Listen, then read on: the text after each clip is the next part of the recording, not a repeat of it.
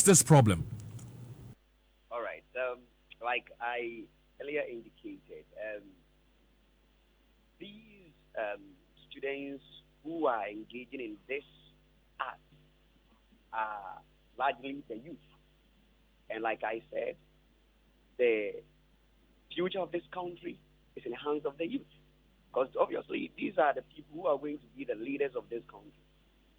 So you ask yourself, if this is the kind of attitude, this is the kind of behavior that these people are putting up, and sadly enough, our employer, GES, seems not to be concerned about what is happening, because you are not seeing any drastic measures which are being put in place to correct this kind of behavior.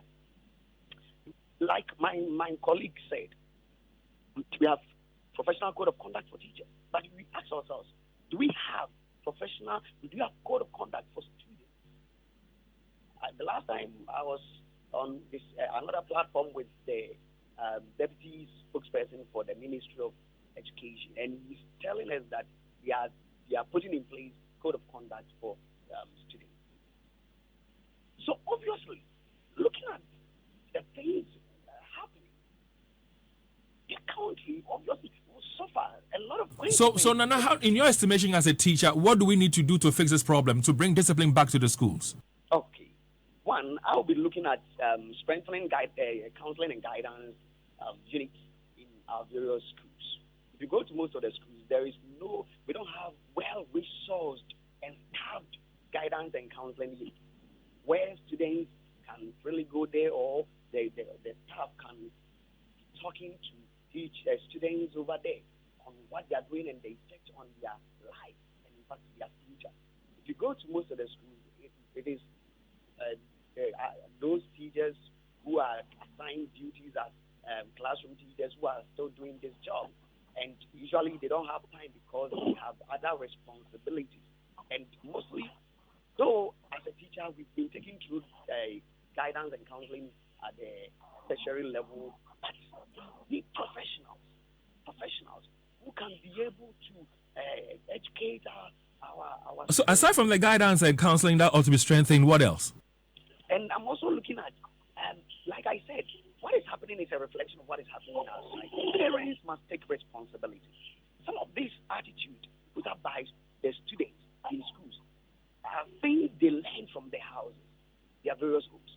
And so I'm expecting that parents should take key interest in their world's welfare and the things that they do. We must discipline them right from the home.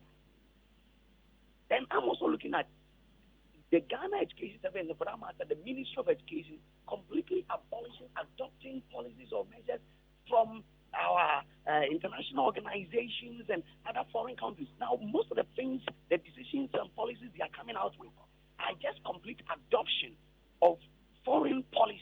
And to you, it doesn't fit into our culture. Not at all. I hear you. The nature of our people can never be the same as those people. Nana, give me a yes or no to this question.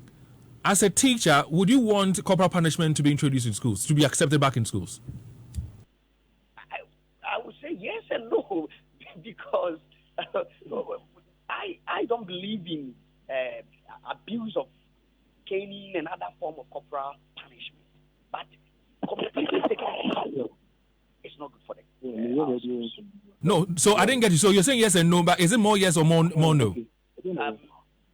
It should be brought. I believe it should be brought back. I hear you. Peter Boateng is NAT Regional Secretary for Greater Accra.